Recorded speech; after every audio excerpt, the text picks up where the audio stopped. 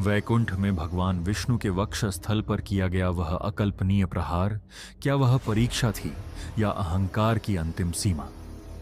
जब भृगु मुनि की परीक्षा से विष्णु की सर्वोच्चता सिद्ध हो चुकी थी, तो फिर कौन सी लीला थी जिसने स्वयं भगवान को पृथ्वी पर आने को विवश कर दिया?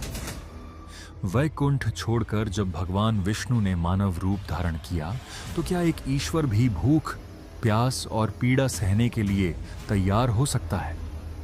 जब भगवान स्वयं मानव रूप में भूख और प्यास सह रहे थे, तब किन दो महादेवताओं ने गोपनीय रूप से उनकी सहायता करने का निर्णय लिया? पहली ही भेंट के बाद ऐसा क्या हुआ कि भगवान श्रीनिवास ने भोजन जल तक त्याग दिया? भविष्य बताने वाली सोजी के वेश में छिपा वह कौन था जिसने विवाह से पहले ही विधाता का रहस्य खोल दिया? विवाह के लिए भगवान श्रीनिवास ने किस देवता से इतिहास का सबसे अनोखा ऋण मांगा? और क्यों कहा जाता है कि यह ऋण समझौता कलियुग के अंत तक चलने वाला है? जब दो देवियों के बीच प्रश्न खड़ा हुआ, तो भगवान श्रीनिवास ने स्वयं को ही क्यों त्याग दिया? और क्यों आज भी वे तिरुमला में साक्षात विराजमान हैं? आज इन्हीं सारे सवालों के जवाब जानने की कोशिश करेंगे आज के इस अद्भुत वीडियो। भारत की आध्यात्मिक धरती पर आंध्र प्रदेश की 7 पहाड़ियों पर स्थित तिरुमला वेंकटेश्वर मंदिर का स्थान सबसे अलग और खास माना जाता है। यह मंदिर सिर्फ पत्थर और सोने से बना हुआ ढांचा नहीं है, बल्कि यह करोड़ों लोगों की आस्था और विश्वास का केंद्र है। जब जीवन में परेशानियां बढ़ जाती हैं, तब लोग यहां आकर मन की शांति और उम्मीद पाते हैं। भगवान वेंकटेश्वर को भक्त प्यार से बालाजी, श्रीनिवास, गोविंदा और वेंकट आचलपति कहते हैं। शास्त्रों में उन्हें कलियुग प्रत्यक्ष दैवोम कहा गया है, यानी कलियुग में साक्षात प्रकट होने वाले भगवान। तिरुमला की 7 पहाड़ियां शेषाद्रि, नीलाद्रि, गरुड़ाद्रि, अंजनाद्रि, वृषभाद्रि, नारायणाद्रि और वेंकटाद्रि भगवान विष्णु के नाग आदिशेष के 7 फनों का प्रतीक मानी जाती हैं। मुख्य मंदिर 7वीं पहाड़ी वेंकटाद्रि पर स्थित है, जिसे आनंद निलय यानी आनंद का निवास कहा जाता है।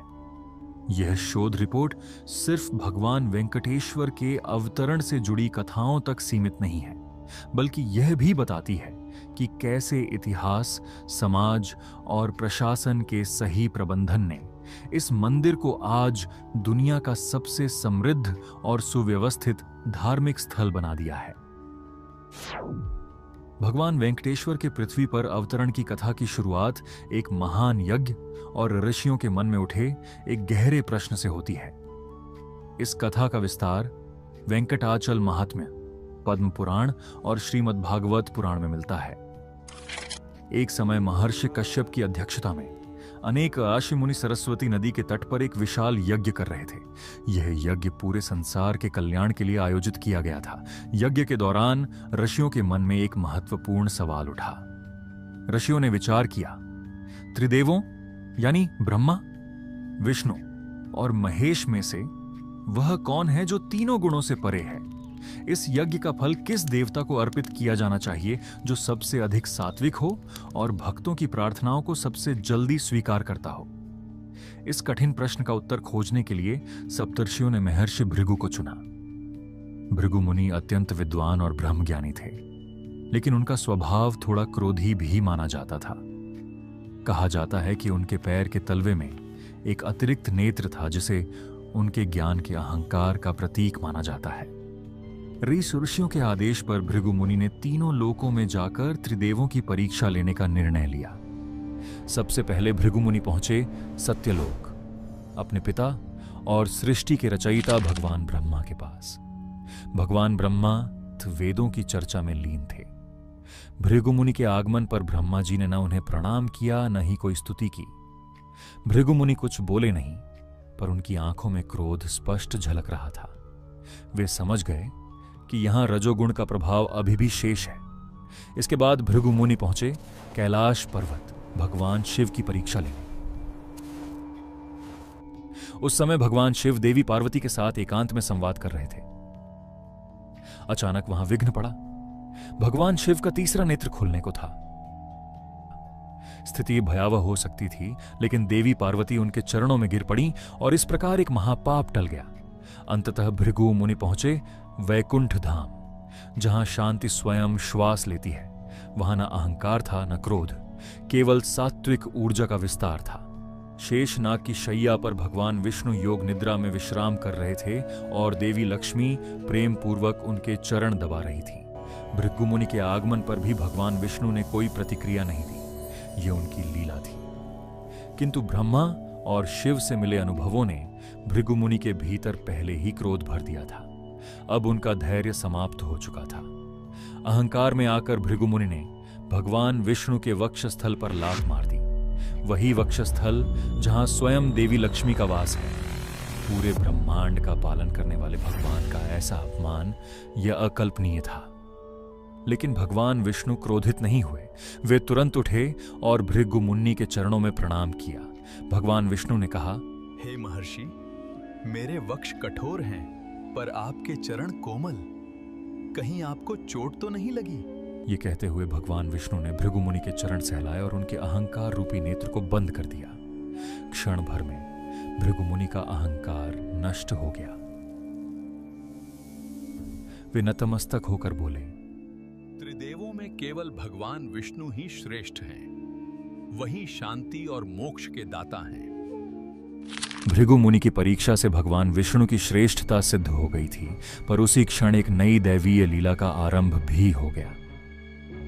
भगवान विष्णु का वक्षस्थल, जो देवी लक्ष्मी का निजी निवास है, उस पर किया गया प्रहार लक्ष्मी जी को गहराई से आहत कर गया। यह केवल भगवान का नहीं, बल्कि स्वयं देवी लक्ष्मी के सम्मान पर आघात था। दुख और क्रोध से भरकर देवी लक्ष्मी ने कहा, जहां मेरे सम्मान की रक्षा न हो, वहां मैं नहीं रह सकती। यह कहकर देवी लक्ष्मी ने वैकुंठ का त्याग कर दिया। वे पृथ्वी पर करवीरपुर अर्थात आज के कोल्हापुर पहुंची और वहां कठोर तपस्या में लीन हो गई। लक्ष्मी के बिना वैकुंठ, जो समृद्धि और सौभाग्य का धाम था, अब सूना और श्रीहीन हो गया। पत्नी के बिना भगवान विष्णु भी अधूरे थे। लक्ष्मी के वियोग ने उन्हें अत्यंत व्याकुल कर दिया। अंततः उन्होंने भी वैकुंठ का त्याग किया और मानव रूप में पृथ्वी पर अवतार लिया। देवी लक्ष्मी की खोज में भगवान विष्णु वनों, नदियों और पर्वतों को पार करते हुए शेषाचलम पहुंचे। तिरुमला की पवित्र पहाड़ियों में उन्होंने एक वल्मीका यानी चींटी की बांबी को अपना आश्रय बनाया और वहां कठोर तप में लीन हो गए, मानव शरीर की पीड़ा सहते हुए। मानव शरीर धारण करने के कारण उन्हें भोजन और जल की आवश्यकता महसूस होने लगी। यह दृश्य देखकर भगवान ब्रह्मा और भगवान शिव का हृदय द्रवित हो उठा। ब्रह्मा और शिव का गोरूप भगवान ब्रह्मा ने एक सुंदर गाय का रूप धारण किया और भगवान शिव उसके बछड़े का, वहीं सूर्यदेव ने एक साधारण ग्वाले का रूप ले लिया। सूर्यदेव उस गाय और बछड़े को लेकर उस समय के चोल देश के राजा के पास पहुंचे, जिनका राज्य वेंकटाचल क्षेत्र तक फैला हुआ था। राजा ने उस अद्भुत और सुंदर गाय को देखा और उसे अपनी रानी के लिए खरीद लिया। यह गाय प्रतिदिन अन्य गायों के साथ वेंकटाचल के वनों में चरने जाया करती थी, लेकिन जंगल में पहुंचते ही वह चुपचाप उस बांबी के पास चली जाती, जहां भगवान श्रीनिवास तपस्या में लीन थे। वहां वह अपने थनों से दूध की धारा प्रवाहित करती, जो सीधे बांबी में गिरता था। इसी दूध से भगवान श्रीनिवास की भूख शांत होती और उनका तप निरंतर चलता रहता। शाम को जब गाय महल वापस लौटती थी तो उसके थनों में दूध नहीं होता था। यह देखकर रानी को संदेह हुआ। जब रोज रोज ऐसा होने लगा तो रानी ने ग्वाले को डांटा और सख्त आदेश दिया कि वह इसका कारण पता लगाए। पता लगाओ कि ये गाय दूध क्यों नहीं दे रही है। ग्वाले का क्रोध और भगवान का हस्तक्षेप। अगले दिन ग्वाला चुपचाप गाय के पीछे पीछे जंगल में गया। वहां उसने अपनी आंखों से देखा कि गाय एक बांबी के ऊपर खड़ी होकर अपना सारा दूध बहा रही है। यह दृश्य देखकर ग्वाला क्रोध से भर गया। उसे लगा कि गाय जानबूझकर दूध बर्बाद कर रही है। क्रोध में आकर उसने अपनी कुल्हाड़ी उठाई और गाय के सिर पर जोरदार वार करने लगा। उसी क्षण भगवान श्रीनिवास बांबी से बाहर निकले। उन्होंने कुल्हाड़ी का वार अपने ऊपर सह लिया। कुल्हाड़ी सीधे उनके सिर पर लगी और श्रीनिवास के सिर से रक्त बहने लगा। यह भयानक दृश्य देखकर ग्वाला भय और आघात से वहीं गिर पड़ा और उसकी मृत्यु हो गई। भगवान श्रीनिवास दर्द से कराह रहे थे, लेकिन गाय सुरक्षित थी। गाय तुरंत दौड़ती हुई चोल राजा के पास पहुंची और अपने हाव भाव से राजा को जंगल तक ले आई। वहां राजा ने देखा कि ग्वाला मृत पड़ा है और भगवान श्रीनिवास घायल अवस्था में है। राजा को देखकर भगवान श्रीनिवास ने कहा, हे राजन, ये अपराध यही तुम्हारे सेवक ने किया, लेकिन शास्त्रों के अनुसार सेवकों के कर्मों के लिए राजा भी उत्तरदायी होता है। धर्म सिखाना राजा का कर्तव्य होता है। तुम्हारे सेवक के कारण मुझे ये चोट लगी है, इसलिए मैं तुम्हें श्राप देता हूं कि तुम एक पिशाच बन जाओगे। यह सुनकर राजा घबरा गया और तुरंत श्रीनिवास के चरणों में गिरकर क्षमा मांगने लगा। राजा की विनम्रता और पश्चाताप को देखकर भगवान श्रीनिवास का हृदय पिघल गया और उन्होंने श्राप से मुक्ति का उपाय बताया। भविष्य में जब मैं आकाश राजा की पुत्री से विवाह करूंगा, तब तुम मुझे एक स्वर्ण मुकुट भेंट करोगे। जैसे ही मैं उस मुकुट को धारण करूंगा, तुम इस श्राप से मुक्त हो जाओगे। श्राप देने के बाद घायल भगवान श्रीनिवास वन में औषधियों की खोज में भटकने लगे। इसी पीड़ा भरे समय में उनकी भेंट वराह स्वामी से हुई, जो भगवान विष्णु के वराह अवतार हैं। मान्यता है कि वराह स्वामी सतयुग में हिरण्याक्ष का वध करने के बाद से ही इन पहाड़ियों पर निवास कर रहे थे। इसी कारण तिरुमला क्षेत्र को आदिवराह क्षेत्र भी कहा जाता है। भगवान श्रीनिवास ने वराह स्वामी से निवास के लिए थोड़ी सी भूमि देने का अनुरोध किया। इस पर वराह स्वामी ने पूछा कि वे अपनी भूमि किसी और को क्यों दें। तब श्रीनिवास ने उन्हें अपनी पूरी कथा सुनाई और यह भी बताया कि वे कलयुग के अंत तक यहीं निवास करेंगे। इसके बदले वराह स्वामी ने एक शर्त रखी। मैं तुम्हें भूमि देता हूं, लेकिन मेरे क्षेत्र में आने वाले भक्त पहले मेरे दर्शन करेंगे। भगवान श्रीनिवास ने विनम्रता से इस शर्त को स्वीकार कर लिया। इसी कारण आज भी तिरुमला की यात्रा तब तक पूर्ण नहीं मानी जाती जब तक भक्त पहले आदिवराह स्वामी के दर्शन नहीं कर लेते। इसके बाद वराह स्वामी ने भगवान श्रीनिवास को पास ही स्थित एक आश्रम में भेजा। वहां एक वृद्ध तपस्विनी रहती थीं, जिन्हें वकुला देवी कहा जाता था। पुराणों के अनुसार वकुला देवी वास्तव में द्वापर युग की यशोदा मैया अर्थात भगवान कृष्ण की पालक माता का ही पुनर्जन्म थी।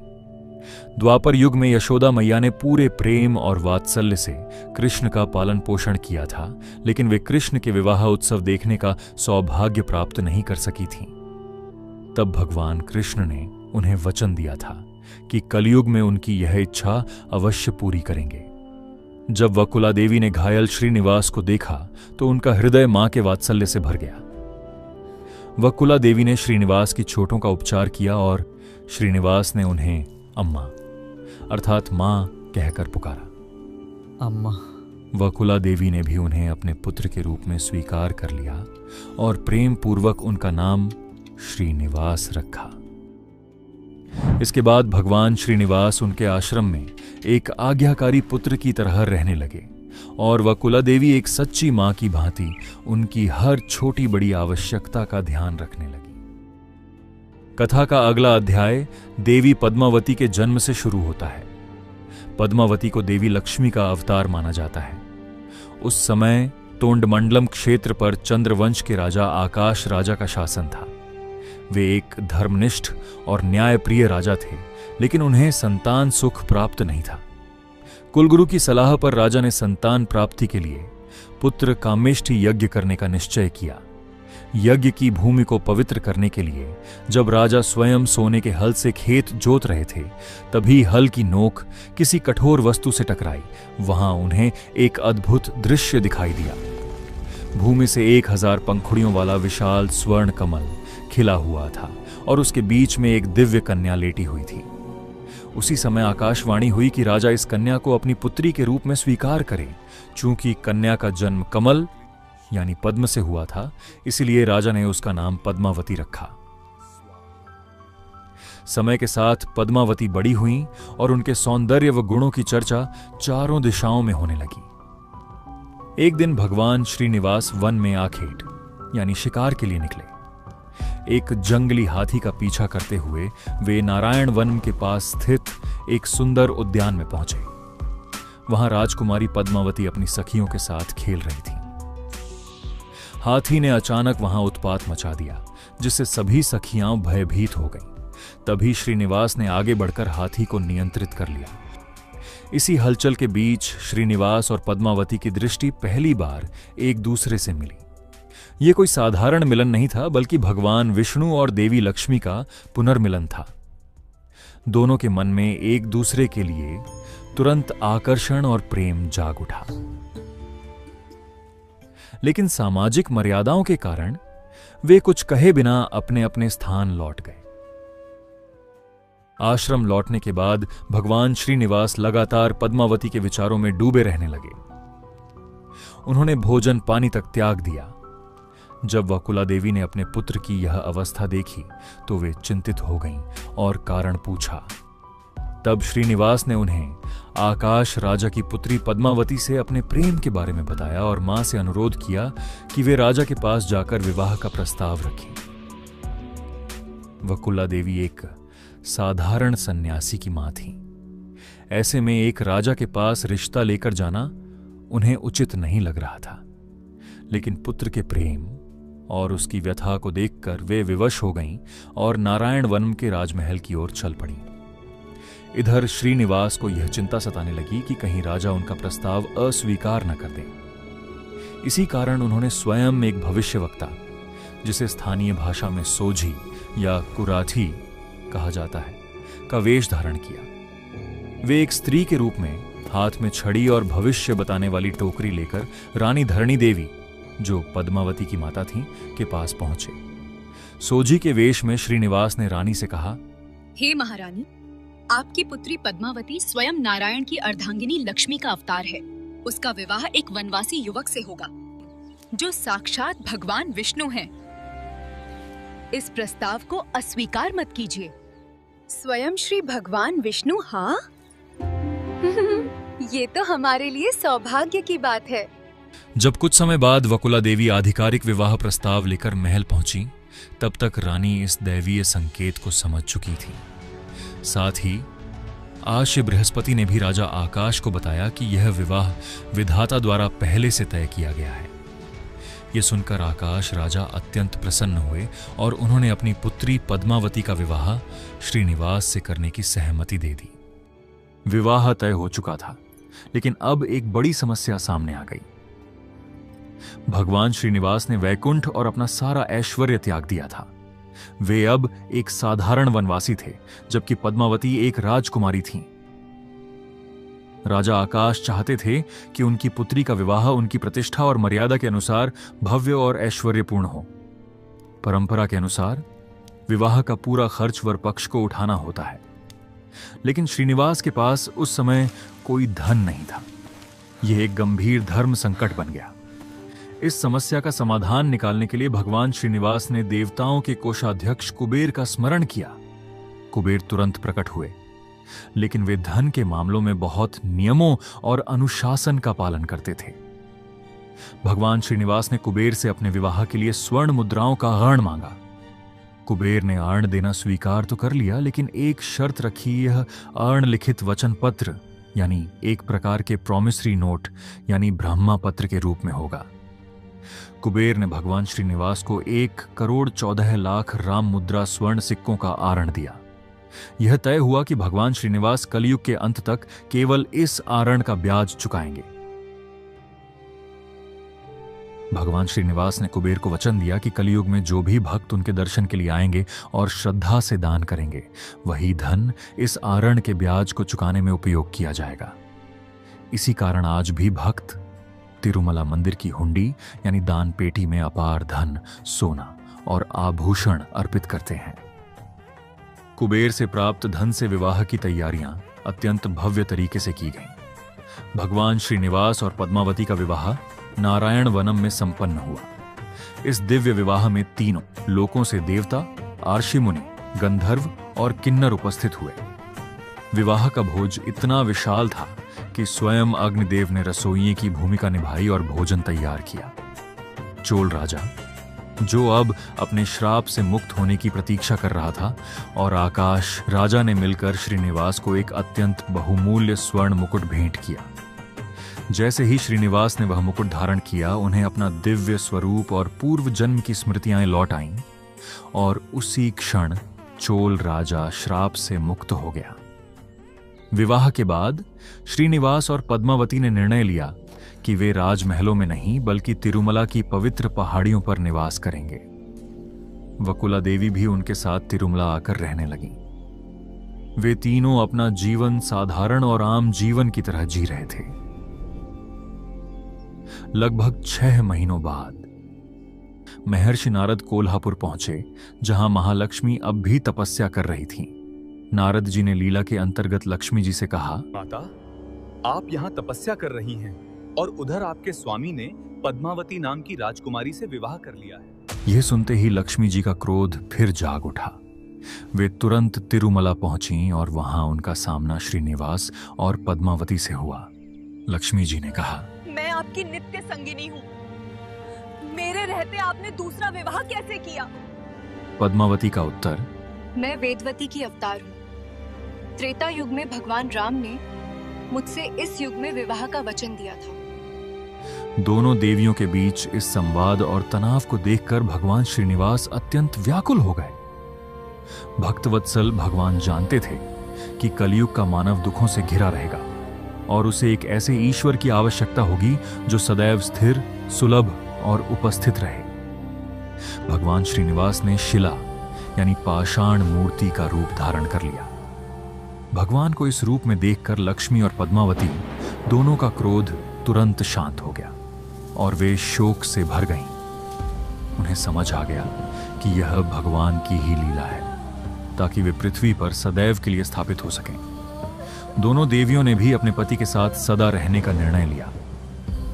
देवी लक्ष्मी, श्रीदेवी, भगवान के वक्षस्थल के बाईं ओर विराजमान हो गईं। देवी पद्मावती, भूदेवी, भगवान के वक्षस्थल के दाईं ओर विराजमान हो गईं।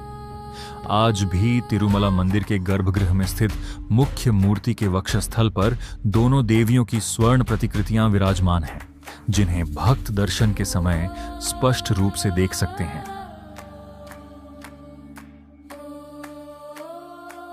मित्रों, इस तरह समाप्त होती है आज की विलक्षण पौराणिक कथा।